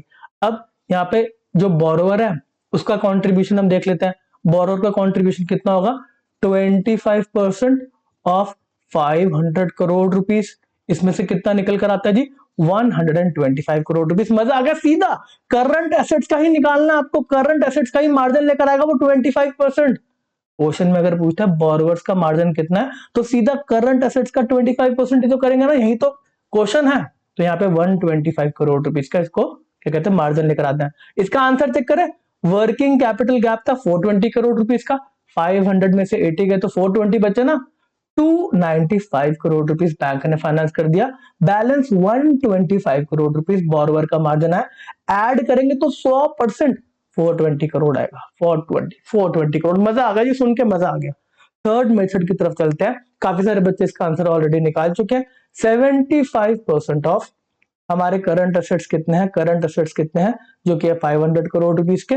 कोर करंट एसेट्स हमें जाके चेक करने पड़ेंगे, कोर करंट एसेट्स जाके हमें चेक करने पड़ेंगे, जो कि है 100 करोड़। ओए ओए ओए, मतलब 100 करोड़ रुपीस सारा का सारा जो पैसा है वो बोरोवर लेकर आएगा। कोर है ना, ये बोरोवर खुद फाइनेंस करेगा, वो मार्जिन लेकर आएगा अपना।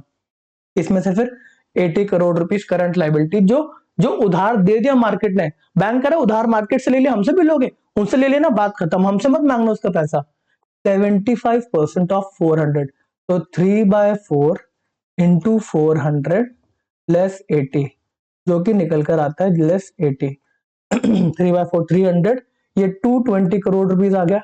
220 करोड़ रुपीस की यहाँ पे बैंक ने फंडिंग कर दी, मुद्दे की बात है। तो यहाँ पर सीधा का सीधा आप बोरोवर का मार्जिन सोचो, वर्किंग कैपिटल गैप है 420 करोड़ का, 500 लेस 80 करोड़, 420 करोड़ का वर्किंग कैपिटल गैप है, जिसमें से बैंक ने 220 करोड़ दे दिया, 420 में से 220 दे दिया, तो बचा कितना, 200, मतलब 200 करोड़ रुपीस बोरोवर का मार्जिन है।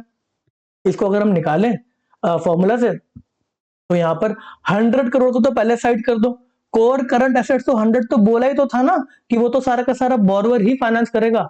उसके बाद क्या बचा, 400 करोड़ के करंट एसेट्स, इसमें से 75% बैंक देने की बात कर रहा, और 25% का बोरोवर को मार्जिन लेकर आना। तो 25% ऑफ 400 करोड़ कितना होता है, 100 करोड़। तो यहाँ पर 100 करोड़ ऐड कर दो, ये 100 करोड़ हो गए कोर करंट एसेट्स के, और ये आपका बैलेंस का मार्जिन, तो टोटल बोरोवर की कितना मार्जिन हो गया, 200 करोड़ रुपीस। आई होप आपके लॉजिक क्लियर हो होंगे। आपके एग्जामिनेशन में यहाँ से क्वेश्चन आने के बहुत अच्छे चांस है। मैक्सिमम परमिसिबल बैंक फाइनेंस आपके ऑन जॉब बहुत ज्यादा यूज आएगा ये, ठीक है ना। चलो यही था आपका। अब इसके बाद जितने आप क्वेश्चन अटेम्प्ट करेंगे तो आपकी नॉलेज थोड़ी सी बेटर होती रहेगी। तो इससे ज्यादा maximum permissible bank finance method नहीं है। एक मैं आपको और थोड़ी सी क्लैरिटी देना चाहता हूँ, ये थोड़ी सी बात यहाँ से हटके है, आपकी कैलकुलेशन से हटके है, कहीं ना कहीं आपके लिए इंपॉर्टेंट भी है, तो थोड़ा सा समझने की कोशिश करेंगे। जो आपके वर्किंग कैपिटल गैप या फिर करंट रेशियो के रिस्पेक्ट में बात करी जाती है, कहते हैं जी मिनिमम करंट रेशियो कहीं ना कहीं 1.33 से कम नहीं जानी चाहिए। इसका मतलब क्या है कि आप सफिशिएंट मतलब एडिक्वेटली फंडेड है। करंट रेशियो अगर 1.33 है या फिर 1 से ऊपर है, तो इसका मतलब है आपके करंट एसेट्स ज्यादा है आपकी करंट लाइबिलिटी से। आपकी जो शॉर्ट टर्म की लाइबिलिटीज है आप उनको इजीली मीट कर सकते हैं। करंट रेशियो 1 से ऊपर होता है, इसका यही मतलब है। फिर भी अगर आप जब बैंक फाइनेंस के वर्ल्ड में आते हैं तो कहते हैं किसी भी हालात के अंदर आपकी जो करंट रेशियो है वो 1.33 से कम नहीं होनी चाहिए। ये 1.33 का कॉन्सेप्ट क्या निकल कर आता है, तो यहां पर बोला जाता है, अगर हम बात करें इस फंडिंग के रिस्पेक्ट में, एक केस के अंदर, अगर इस पर्टिकुलर फर्स्ट केस के अंदर आपके 100 रुपीज के करंट एसेट्स हैं और करंट लाइबिलिटीज है आपकी 90 रुपीज की, तो इस केस के अंदर अगर आप इसको फाइनेंसिंग और देते हैं फर्स्ट मेथड के हिसाब से, तो 10 रुपीज का आपका वर्किंग कैपिटल गैप आ रहा है और इसके ऊपर जो फंडिंग देने की बात करी गई वो 75% की करी गई है। करंट एसेट्स 100 है, करंट लाइबिलिटीज 90 है, वर्किंग कैपिटल गैप आपका 10 का है, इस पे 75% maximum permissible bank finance first method के हिसाब से, मतलब 7.5 रुपीज आपको यहाँ से बैंक की फंडिंग मिल जाएगी। अगर हम इसकी करंट रेशियो की अब बात करें, ये फंडिंग उठाने के बाद करंट एसेट्स इसके 100 के ही हैं और इसकी करंट लाइबिलिटी पहले 90 की थी, बैंक का लोन इसको और मिल गया, तो यहां पर कितना हो गया 97.5 की इसकी करंट रेशियो निकल कर आ रही है, जो कि सिर्फ 1 से कुछ ज्यादा है। 1 से कुछ ज्यादा है, स्पेसिफिकली अगर बात करें ना, कैलकुलेटर निकालू मैं, तो 1 से कुछ ज्यादा है, तो कितनी है ये निकाल के एक बार चेक कर लेते हैं। 100 डिवाइड बाय 97.5 जो कि 1.02 या फिर 1.03, इसको आप अप्रोक्सीमेटली मान लो 1.03। कहीं ना कहीं अगर आपके इस पर्टिकुलर मेथड के अंदर करंट एसेट्स आपके 100 के हैं, करंट लाइबिलिटीज भी आपकी 100 की हैं, तो आपको लोन नहीं मिलेगा, वर्किंग कैपिटल फाइनेंस नहीं मिलेगी, क्योंकि यहाँ पे क्या है, current assets current liability, working capital gap zero है। अगर वर्किंग कैपिटल गैप जीरो का 75% निकालेंगे तो वो जीरो आएगा। तो यहां पर आपको तब तक फंडिंग मिल सकती है जिस केस के अंदर करंट लाइबिलिटीज आपकी कम है करंट एसेट से, मतलब वर्किंग कैपिटल गैप कुछ है तो आपको फंडिंग यहाँ पे इस फर्स्ट मेथड में मिल जाएगी। बट कहीं ना कहीं यहाँ पे लोग कहेंगे जी करंट रेशियो उतना आइडियल नहीं है, 1.33 से कम तो आपकी करंट रेशियो होनी ही नहीं चाहिए, मामला मजा नहीं आया। वहीं अगर आप सेकंड मेथड की बात करो, सेकंड मेथड के केस के अंदर आपकी करंट असेट्स हैं 100 रुपीज के, करंट लाइबिलिटीज फिर आपकी 90 रुपीज की आ गई, तो इस केस के अंदर सेकंड मेथड के अंदर वो सीधा बोलता है कि हम जो फाइनेंसिंग कर सकते हैं ना वो 75% ऑफ करंट एसेट्स की कर सकते हैं, इसके बाद करंट लाइबिलिटी को लेस करो, 75 लेस 90, कह रहे नहीं हम आपको फाइनेंस दे ही नहीं सकते। इस केस के अंदर, इस केस के अंदर फर्स्ट मेथड ने इसको फाइनेंसिंग दे दी थी 7.5 की, बट सेकंड केस के अंदर मना कर दिया, हम आपको फाइनेंस दे ही नहीं सकते, कोई गैप ही निकल के नहीं आ रहा, हम 75 आपको दे सकते थे, आपने 90 मार्केट से ऑलरेडी करंट लाइबिलिटी उठा रखे नेगेटिव में, हम आपको फंडिंग दे ही नहीं सकते। तो इस केस के अंदर फंडिंग का रिक्वायरमेंट आएगा ही तब जब आपकी करंट लाइबिलिटी करंट एसेट के 75% से कम होगी, 75% तक भी होगी तभी भी यहाँ पे फंडिंग नहीं होगी। देखते हैं, करंट एसेट्स आपके हो गए 100 के, करंट लाइबिलिटी आपकी होगी 75 की, यहाँ पे बैंक कहता है हम आपके करंट एसेट के 75% फाइनेंसिंग कर सकते हैं, 75, इसमें से करंट लाइबिलिटी लेस करो 75 की, तो बैंक कह रहा है मार्केट से आपने लोन उठा रखा है, उधार ले रखा है आपने ऑलरेडी, उधार पे सामान परचेस कर रखा है, ये जो हमारे फॉर्मूले के हिसाब से अभी भी आपको 75 माइनस 75, करंट लाइबिलिटी आपकी 75 के, हम 0 रुपीज का आपको लोन दे सकते हैं वर्किंग कैपिटल का है। तो कह रहा है किस केस में आप मेरे को लोन दोगे, तो यहाँ पे हम मानते हैं करंट एसेट्स आपके हैं 100, करंट लाइबिलिटीज है आपकी 50, तो यहाँ पे इस 100 रुपीज का 75% तक फाइनेंसिंग की बात चल रही है, 75 रुपीज आया, 50 रुपीज का करंट लाइबिलिटीज है, तो 25 रुपीज तक का आपको यहाँ पे सेकंड मेथड के अंदर वर्किंग कैपिटल फाइनेंस मिल सकता है। और मान लो यहाँ पर आपको वर्किंग कैपिटल फाइनेंस दे दी गई, 25 रुपीज का बैंक ने लोन दे दिया आपको वर्किंग कैपिटल के लिए, तो उस केस में आपकी रिवाइज्ड करंट रेशियो कितनी आएगी, तो रिवाइज्ड करंट रेशियो आएगी 100 डिवाइड बाय 50 का आपकी करंट लाइबिलिटी प्लस बैंक ने जो आपको लोन दिया, शॉर्ट टर्म का लोन है ना, करंट लाइबिलिटी बढ़ जाएगी आपकी, तो यहाँ पे कितनी हो जाएगी 50 प्लस 25 75 हो जाएगी।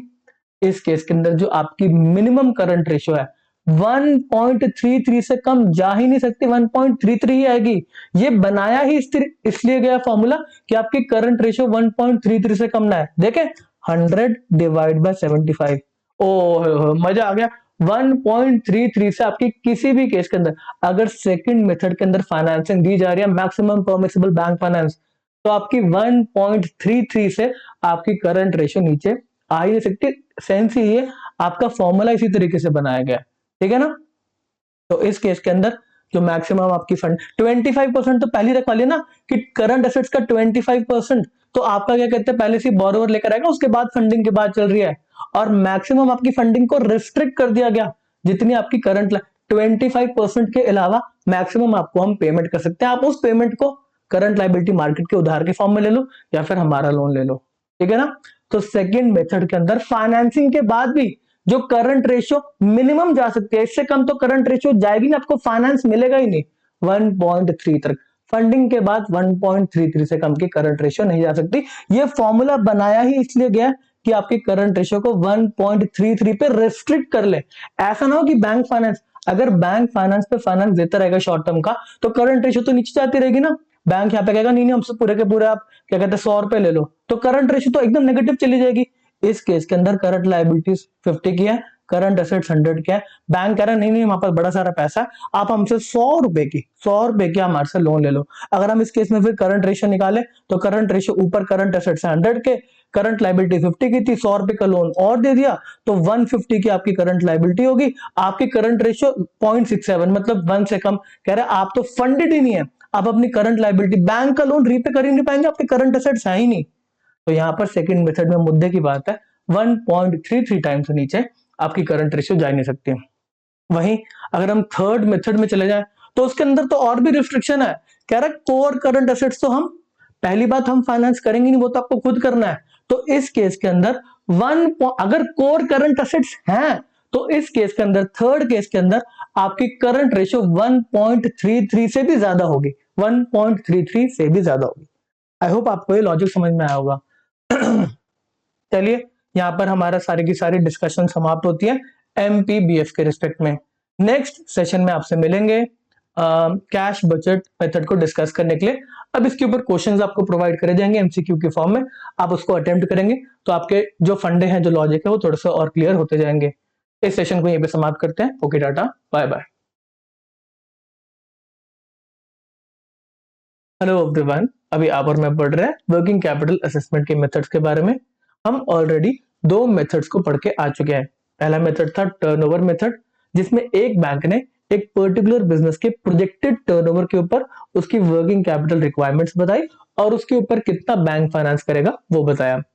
सेकंड मेथड हमने पढ़ा था MPBF, maximum permissible bank finance method, जिसके अंदर एक बिजनेस के प्रोजेक्टेड वर्किंग कैपिटल क्या होगी, कितने करंट एसेट्स होंगे, कितनी करंट लायबिलिटी होगी, इसके ऊपर अलग अलग मेथड दिए थे कि किस तरीके से इस वर्किंग कैपिटल के ऊपर हम आपको फाइनेंस प्रोवाइड कर सकते हैं, कितना मैक्सिमम आपको बैंक का फाइनेंस प्रोवाइड कर सकते हैं।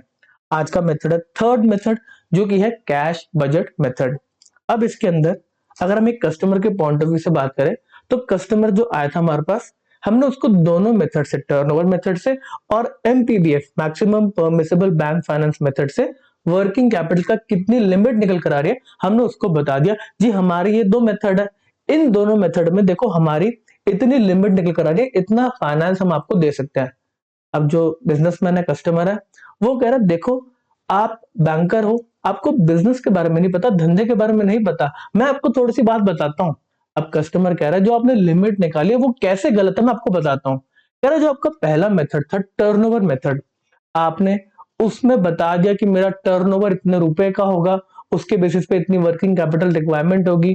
तो यहाँ पे कस्टमर बोल रहा है कि ये जो टर्नओवर आप प्रोजेक्टेड टर्नओवर मेरे से पूछ रहे हैं ना, ये दिखता पूरे साल का है, बट ये मेरा एक्चुअल टर्नओवर की बात करें तो मेरा एक्चुअल टर्नओवर सिर्फ 3 महीने के अंदर आता है। मैं एक एसी मैन्युफैक्चरर हूं और मेरे को ठंड के सीजन के अंदर अंदर सारे के सारे एसी ट्रांसफर करने पड़ते हैं, बेचने पड़ते हैं, मैन्युफैक्चर करने पड़ते हैं। ठंड में मैं एसी मैन्युफैक्चर करता हूं, बनाएंगे तभी तो गर्मियों में जाके बेचेंगे वो, तो सर्दियों की सीजन के अंदर मेरे को सारे के सारे एसी मैन्युफैक्चर करने पड़ते हैं और उसी समय मेरे को पैसे की रिक्वायरमेंट है। मेरा टर्नओवर तो उसी समय निकल के आ जाता है 3 महीने के अंदर, उसके बाद पूरे साल मेरे पास काम नहीं होता। तो कहीं ना कहीं जो आपने पूरे साल 25% वाली बात करी थी टर्नओवर मेथड करा था, मेरे को उतना रिक्वायरमेंट ही नहीं है। मेरे को 3 महीने के लिए, जो आप पूरे 12 महीने की बात करो वो वाली बात छोड़ो, मेरे को 3 महीने में पैसे का रिक्वायरमेंट है। बात तो उसकी सही लग रही है। फिर एमपीबीएफ मेथड की बात करेगी तो उसके अंदर भी कहीं ना कहीं करंट एसेट्स और करंट लायबिलिटी के ऊपर बात करी गई कि हाँ कितना वर्किंग कैपिटल है। वो कह रहे ये बात भी गलत है, कह रहे पर्टिकुलर मंथ्स के अंदर, किसी मंथ के अंदर मेरे को करंट एसेट में ज्यादा पैसा लगाना पड़ता है। ये मैन्युफैक्चरर कह रहा है कि ठंड के टाइम में मेरे को ज्यादा रॉ मटेरियल परचेस करना पड़ता है ना, कंप्रेसर वगैरह के लिए मेटल्स वगैरह परचेस करने पड़ते हैं। कह रहा बाद में जब एक्चुअल में गर्मियां आती हैं तो मैन्युफैक्चर को कोई रिक्वायरमेंट नहीं है पैसे की, कह रहा हम तो अपना स्टॉक बेच चुके हैं, तो कह रहे मेरे को ठंड के पीरियड के अंदर पैसा चाहिए। तो कह रहा आपका एमपीबीएफ मेथड को भी मैं रिजेक्ट करता हूं, मेरे करंट एसेट्स और करंट लायबिलिटी सेम लेवल पे नहीं रहते, मेरे को अपने प्रोडक्शन के टाइम पे ज्यादा करंट एसेट में पैसा लगाना पड़ता है। आप क्या बातें कर रहे हैं, आप सिर्फ बैंकर, आपको बिजनेस नहीं आता। तो इसलिए बैंकर्स ने बोला बात इनकी एकदम सही है, जब इनको एक्चुअल में मैन्युफैक्चरिंग करनी है इनको तभी पैसा चाहिए। अगर इनका सीजनल बिजनेस है तो कहीं ना कहीं जो सीजन में इनको पैसे की रिक्वायरमेंट है हमें उसके बेसिस पे वर्किंग कैपिटल निकालनी चाहिए, इस बेसिस पे नहीं कि प्रोजेक्टेड टर्नओवर क्या होगा, क्या पता वो टर्नओवर पूरे 12 महीने में ना आता हो, सिर्फ 2 महीने में आता हो, क्या पता जो उसकी करंट एसेट्स और करंट लायबिलिटी में इन्वेस्टमेंट है वो पूरे साल स्टैग्नेट सेम लेवल पे ना रहती हो, क्या पता वो चेंज करती रहती हो। तो इसीलिए कैश बजट मेथड को बनाया गया। मुद्दे की बात है, इसके अंदर सीधा देख रहे हैं आपका कितना कैश का इनफ्लो कितना आता है, कितना कैश का आउटफ्लो है, जो डिफरेंस आया, अगर डेफिसिट है, आपकी पेमेंट ज्यादा है, कैश आउटफ्लो ज्यादा है, कैश इनफ्लो कम है, तभी आपको फंडिंग की रिक्वायरमेंट है, तभी आपको पैसा चाहिए। तो कह रहे जितना आपका डेफिसिट है ना, पीक डेफिसिट, उतना हम आपको फंडिंग दे देंगे। बात आपकी करेक्ट है, जहां जितना आपका डेफिसिट आ रहा है, जो मैन्युफैक्चरर है एसी का कह रहा है भाई ठंड का टाइम है ना, तो मेरे को सारे मेटल्स वगैरह अरेंज करने पड़ते हैं, मेरे को उस समय पेमेंट चाहिए थी 2 करोड़ रुपए की, मंगवाता हूं मैं और लोगों से इतना सामान, और उस समय देखा जाए तो मेरी कोई भी इन्फ्लो नहीं है क्योंकि बेच नहीं पाता उस समय तक, पहले मैन्युफैक्चरिंग चल रही है। थोड़ा मोड़ा कुछ एडवांस आ जाता है 50 लाख रुपए का, क्योंकि लोगों को लगता है कि मेरी हेल्प करनी चाहिए, तो 50 लाख रुपए का एडवांस भेज देते हैं जिनको मेरे को सामान भेजना है, एसी बना के भेजना है। तो कहीं ना कहीं कह रहा है मेरा 1.5 करोड़ रुपीस का यहाँ पे डेफिसिट है कैश का, ये चाहिए मेरे को। तो कह रहे ठीक है जी, कैश बजट मेथड इसलिए बनाया गया। मजा आ गया सुन के, अब इसको हम पढ़ेंगे। Under this method the peak level of cash deficit will be the level of total working capital finance. मजा आ गया जी, मजा आ गया। मुद्दे की बात है, यहाँ पे कोई मार्जिन वार्जिन की बात नहीं चल रही। कह रहा क्या मार्जिन, सीधा कैश फ्लो की बात चल रही है ना। कह रहा कोई नहीं, जितना आपका पीक लेवल में डेफिसिट है, वहीं अगर हम बात करें कि जब इसका इनफ्लो ज्यादा होंगे, इनफ्लो ज्यादा है आउटफ्लो कम है, तो उस समय इसको वर्किंग कैपिटल की रिक्वायरमेंट ही नहीं है। तो बोल रहे मार्जिन वार्जिन की बात को साइड में रखो, जो इसका पीक डेफिसिट है ना, उस समय इससे क्या करते हैं, इसको उतना पैसा वर्किंग कैपिटल फाइनेंस का दे दो। पढ़ते हैं, under this method peak level of cash deficit will be the level of total working capital finance to be provided by the borrowers, provided to the borrowers by the bank. The peak level of cash deficit will be ascertained from the projected cash budget. आगे का जो इसका budget है कि कितना cash का inflow होगा, cash का आउटफ्लो होगा, उसके बेसिस पे आप असेस करेंगे। अच्छा, मुद्दे की बात है, ये जो इनफ्लो आउटफ्लो के अंदर चीजें कंसिडर करी जाएंगी वो सिर्फ कोर बिजनेस ऑपरेशन की करी जाएंगी। अगर आपका काम एसी मैन्युफैक्चरिंग का है तो एसी के रिस्पेक्ट में उसके मैन्युफैक्चरिंग के लिए जो मेटल्स परचेज करने के लिए आप पैसा दे रहे हैं वो कंसिडर करा जाएगा, और जो आपको इनकमिंग आ रही है इस बिजनेस के रिस्पेक्ट में उसको कंसिडर करा जाएगा।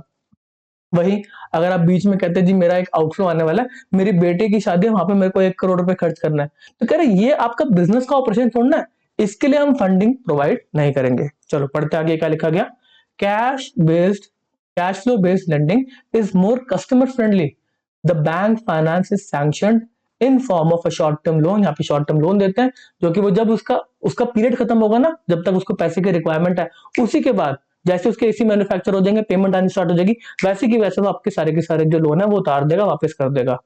This is well suited for units dealing in seasonal products. अगर आप जैसे होली के कलर मैन्युफैक्चर कर रहे हैं तो होली से जस्ट 1-2 महीने पहले पैसे आपको रिक्वायरमेंट है। कंस्ट्रक्शन एक्टिविटीज के अंदर है, जो कुछ एक स्पेसिफिक पीरियड के अंदर कंस्ट्रक्शन एक्टिविटीज नहीं चलती, मॉनसून के सीजन के अंदर कंस्ट्रक्शन एक्टिविटीज नहीं चलती, तो क्या उस समय रिक्वायरमेंट नहीं है, उसके अलावा जब ऑर्डर्स आ जाते हैं तो हमें रिक्वायरमेंट होती है। ऐसे कुछ बिजनेस है जो ऑर्डर के ऊपर ही चलता है, ऑर्डर आएगा तभी हमें पैसे की रिक्वायरमेंट है, तो हम आपके पास ऑर्डर लेके आएंगे, आप हमें पैसा प्रोवाइड कर देना। चलो, तो कैश बजट अलग अलग पार्ट्स के लिए बनाए जाते हैं, अलग अलग ऑपरेशंस के लिए बनाए जाते हैं। तो यहाँ पर जो बिजनेस ऑपरेशन है उसी पे आपको फंडिंग मिलेगी। ऐसे आपके नॉन बिजनेस ऑपरेशन के भी कुछ कैश इनफ्लोज आउटफ्लोज होते हैं, आप कुछ इंटरेस्ट वगैरह कमा रहे हैं, डिविडेंड इनकम वगैरह हो रही है, कह रहे उसको हम कंसिडर नहीं करते हैं, ठीक है ना। इसके बाद cash flow from capital accounts होता है, मतलब आप कुछ इशू लेकर आ रहे, शेयर्स का इशू है, डिबेंचर्स का इशू है, या फिर उसका रिडम्पशन है। कहीं ना कहीं कैपिटल अकाउंट के कैश का अगर कोई आपका स्केड्यूल्ड रिडम्पशन है या फिर आपको पैसा मिलने वाला है, तो इसको कंसिडर करा जाता है कि अगर आपको पैसे की रिक्वायरमेंट है और आपको पैसा मिलने वाला है कैपिटल के फॉर्म में, तो आप इसको यूज कर सकते हैं ना। वहीं अगर आपको पेमेंट्स करनी है तो ये भी बैंक कंसिडर करेगा, यार यहाँ से तो पेमेंट और जाने वाली है, कैपिटल रिडीम होने वाली है, तो कहीं ना कहीं वहां पे बैंक को चिप इन करना पड़ेगा। कंट्री आइटम, छोटे मोटे खर्चे वगैरह। चलो, in the cash budget method, the primary focus in the cash flow from business operation से जो आपका कैश फ्लो रहा है उसी के बेसिस पे आपको लिमिट्स वगैरह दी जाएंगी। तो क्या क्या आता है यहाँ पे इस पर्टिकुलर बिजनेस ऑपरेशन में? कैश सेल कर रहे हैं, सेल कर रहे पैसा आ रहा है, revenue from sales, collection from debtor, अपने उधार पे सामान भेजा होगा तो फिर आपको पेमेंट्स आ रही होंगी डेटर से, पेमेंट रिसीव कोई एडवांस के रिस्पेक्ट में तो वो भी आप कंसिडर करेंगे कैश इनफ्लो में। आउटफ्लो की बात करें तो आपने सप्लायर्स को पेमेंट करनी है, वेजेस एंड सैलरी देना जो फैक्ट्री में काम कर रहे हैं, और भी आपके ऑपरेटिंग एक्सपेंस है, रेंट देना है, टैक्सेस देना है, इंश्योरेंस देना है, other day to day expense factory चलाने के लिए जो खर्चा करना है। आपके सामने है एक कैश बजट मेथड का क्वेश्चन। आपको क्वेश्चन एग्जामिनेशन में इसके ऊपर एक थ्योरेटिकल लेवल का क्वेश्चन आ सकता है, प्रैक्टिकल लेवल के क्वेश्चन अभी तक एग्जामिनेशन में नहीं पूछे गए। तो यहाँ पर हमें समझ में आता है क्वेश्चन भी क्या आया था एक बार, कि किस टाइप की एक्टिविटीज के लिए कैश बजट मेथड एक अच्छा मेथड है वर्किंग कैपिटल फाइनेंस देने के लिए। तो आंसर उसका सीजनल जो बिजनेसेस है वही था आंसर उसका। चलो, आपके सामने है ओपनिंग कैश फ्लो दे रखा है एक पर्टिकुलर बिजनेस का। कह रहा जी हमारे इनफ्लोज होंगे इस साल के अंदर 150 करोड़, आउटफ्लोज होंगे 140 करोड़, तो नेट कैश फ्लो है 10 करोड़ हमारा अंदर आ जाएगा, मिल जाएगा हमें।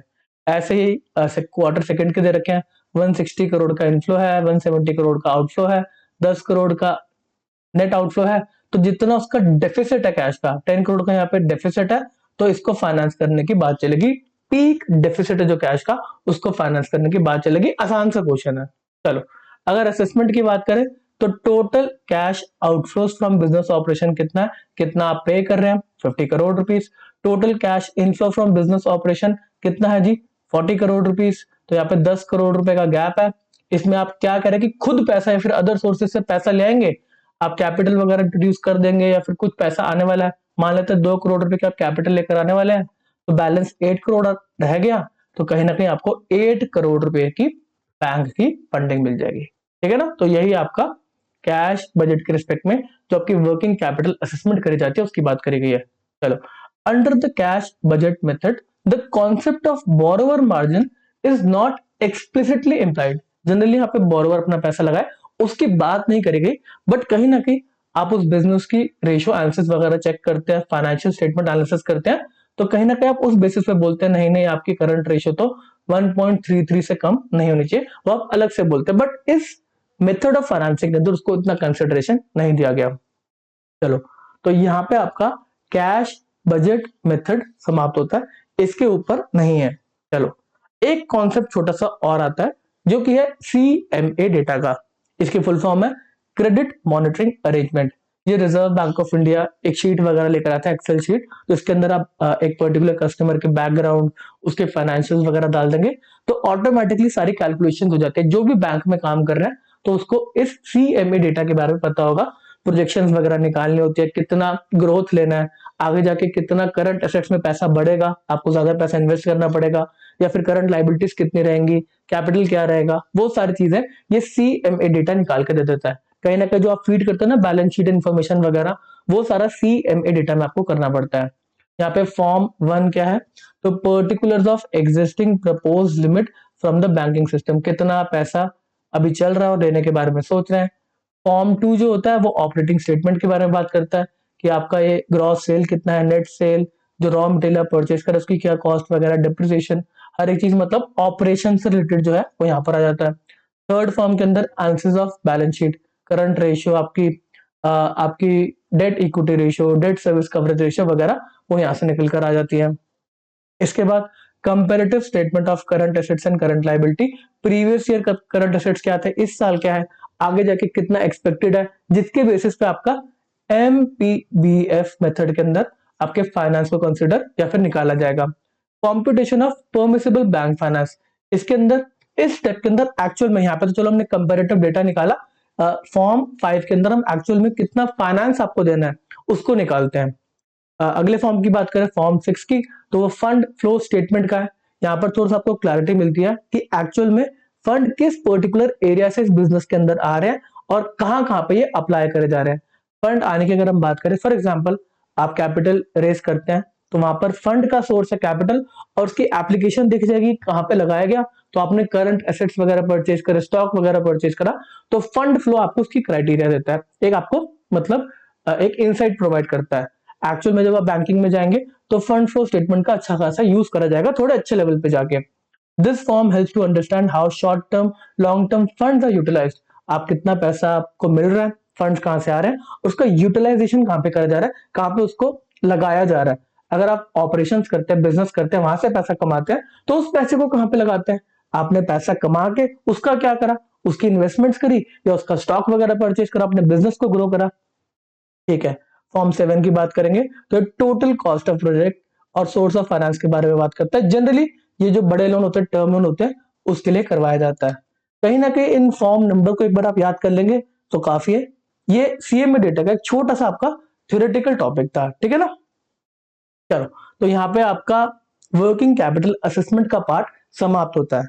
कुछ स्पेसिफिक बातें जो रिजर्व बैंक ऑफ इंडिया की तरफ से कुछ गाइडलाइंस आ रखे हैं, उनको हम सेपरेटली कवर कर लेंगे। इस सेशन को यहीं पे समाप्त करते हैं। Okay Tata, bye bye.